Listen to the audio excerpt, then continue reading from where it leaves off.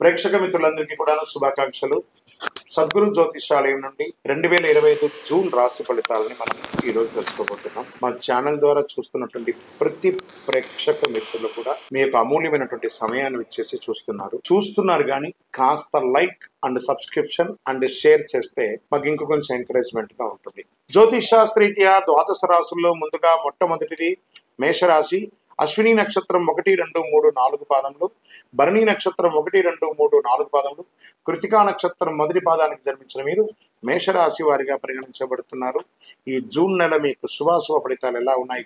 గోచార గ్రహస్థితులను బట్టి లగ్నంలో శుక్రుడు, ద్వితీయంలో రవి బుధుడు, తృతీయంలో గురువు, చతుర్థంలో కుజుడు, పంచమంలో కేతువు, షష్టమంలో గురువు, భాగ్యస్థానంలో రాహువు, వ్యయస్థానంలో శని గ్రహాలన్నీ కూడా ఇలా ఉన్నాయి.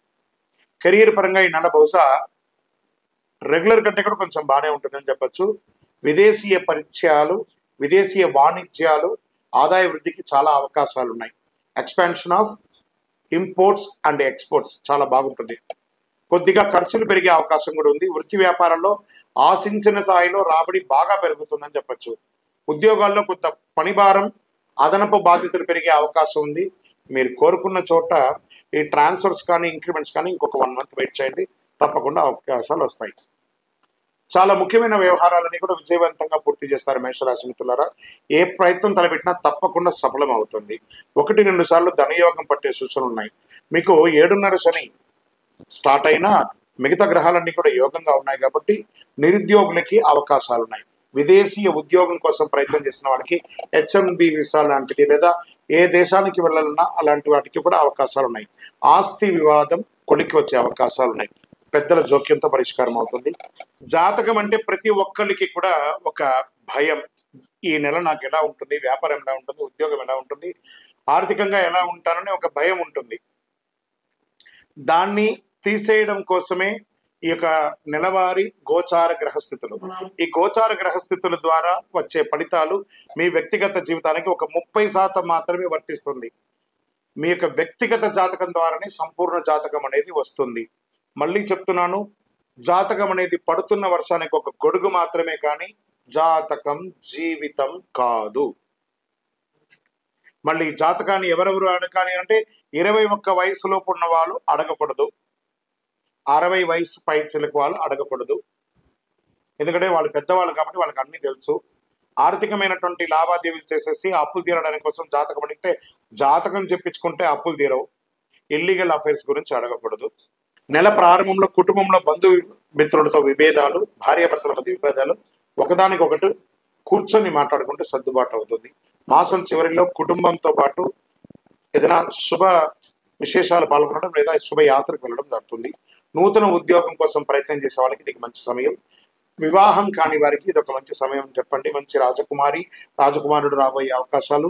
విద్యార్థులు కొద్ది శ్రమతో అద్భుతమైన ఫలితాలు సాధిస్తారు.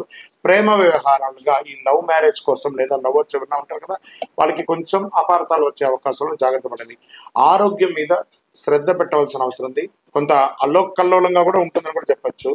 చాలా జాగ్రత్తగా ఉండాలి. పుండు వచ్చే అవకాశాలు ఉన్నాయి. శస్త్రచికిత్స అయ్యే అవకాశాలు ఉన్నాయి. లివర్ ఇలాంటివి కూడా కొంచెం చెక్ చేసుకుంటే మంచిది. రాజకీయ నాయకులకి 70-30గా ఉంది. ప్రజాక్షేత్రం వెళ్ళేటప్పుడు జాగ్రత్తగా ఉండండి. దస్తావేజులు, మీకు విలువైనటువంటి దస్తావేజులను జాగ్రత్త పరచుకోండి. షేర్ మార్కెట్ మీకు 60-40గా ఉంది. వ్యవసాయదారులకి అద్భుతమైనటువంటి బాగుందని చెప్పచ్చు. మీడియా రంగం వారికి అన్ని రకాలుగా, ఇది ఎలక్ట్రానిక్ మీడియా కానీ ప్రింటింగ్ మీడియా కానీ అందరికీ కూడా ఇది బాగా ఉంటుందని కూడా చెప్పచ్చు. ఐటీ రంగం వారికి as usual stress but good గా ఉంటుంది. ఈ నెల మీకు అదృష్టమైనటువంటి రోజులు జూన్ 2, 4, 6, 12 తారీఖుల. అదృష్ట సంఖ్య 3, 5, 7. చంద్రాష్టమం ఇవన్నీ కూడా మంచిగా ఉన్నప్పుడు చంద్రాష్టమం ఉంటుంది కదా. జూన్ 9 నుండి 11వ తారీఖు వరకు చంద్రాష్టమం ఉంటుంది. ఈ 2.5 రోజులు సంతకం పెట్టేటప్పుడు లేదా వాహనం నడిపేటప్పుడు, ఇతరులతో మాట్లాడేటప్పుడు నోరు అదుపులో పెట్టుకొని చెయ్యండి. జాగ్రత్తగా ఉండి 1సారికి 4 సార్లు ఆలోచించి చెయ్యండి. మరి దీనికి ఏమైనా పరిహారం ఏమైనా ఉందా ఈ నెల అనుకుంటే సుబ్రహ్మణ్య స్వామి వారి ఆరాధన చేయడం, సుబ్రహ్మణ్య స్వామికి పాలాభిషేకం చేయడం, సుబ్రహ్మణ్య స్వామి దేవాలయంలో ఒక 19 ప్రదక్షిణాలు చేయడం, సుబ్రహ్మణ్య భుజంగం అనే ఒక మంత్రాన్ని ఎప్పుడు పారాయణం చేస్తూ జపం చేస్తూ ఉండడము, ఇది మీకు చాలా మంచిది. మంచి వేసవి కాలం కదా, చలివేంద్రాలు ఏర్పాటు చేయండి. పేదవాళ్ళకి గొడుగు లేదా చెప్పులు ఇవ్వండి. ఇంకను సకల దోషాలు తొలగండి. అతి శక్తివంతమైనటువంటి కరుంగాళి మాలను ధరించండి. ఒరిజినల్ కరుంగాళి మాలను ధరించండి. ఏదో ఒక దేవాలయానికి సంబంధించింది కాదు, ఇది ప్రతి చోట తయారవుతుంది. ఇది ల్యాబ్ టెస్ట్ చేసి పూజ చేసినటువంటి మాలనే ధరించండి. మీ యొక్క వయస్సు సంఖ్య ఎంత ఉందో అన్ని దీపాలు మీ ఇంటి ఇలవేలుపు దేవాలయంలో వెలిగించండి. విజయోస్తు.